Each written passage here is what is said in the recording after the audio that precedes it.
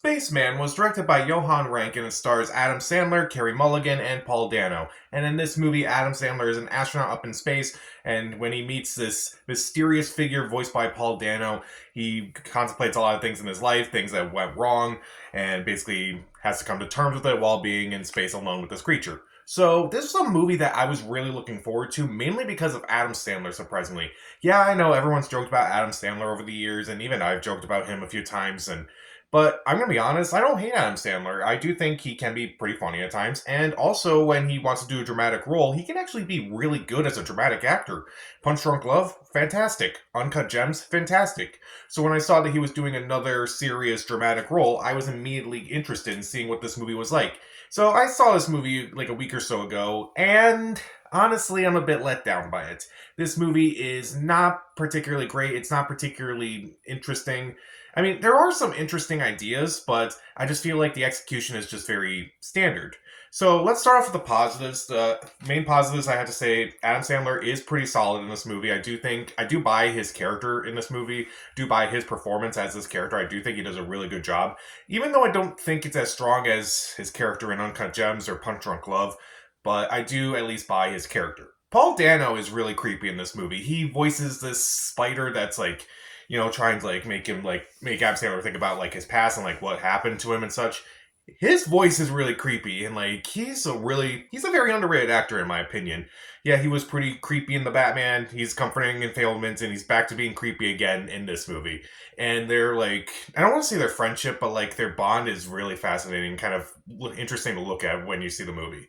Visually speaking, this movie is absolutely stunning to the point where I'm like, I feel bad that I'm actually just watching this at home. Why not I just wish this movie was on a big screen so I could like take in a lot of these visuals, like a lot of the space segments. They just look incredible. It's gorgeously shot through as well. It's just one of those movies where I feel like, if they really kind of like paid attention to like, how the shot composition is like. And I was really fascinated to see like how some of these shots were accomplished and such.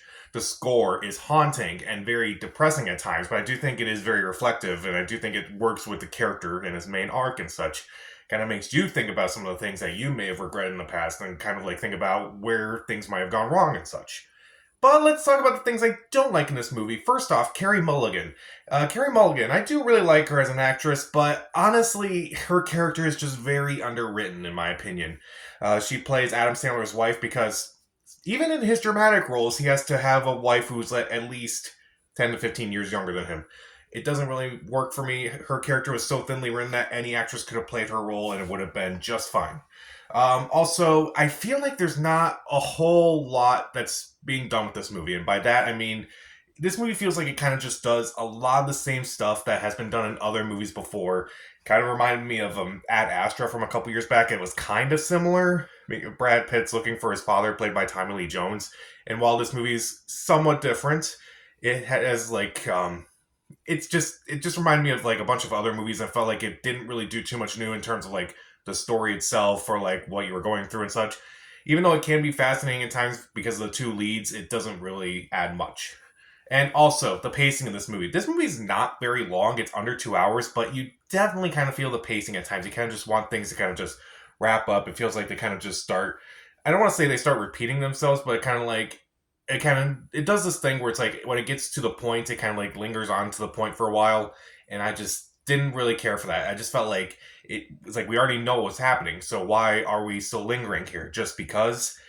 I don't understand it. So even though Adam Sandler and Paul Dano are fantastic, and even though it looks great in every sense of the word, and it sounds great, and it's a movie that I kind of wish I saw on a big screen, I just feel like the script was just kind of lacking. I felt like Carey Mulligan's role was just very underwritten.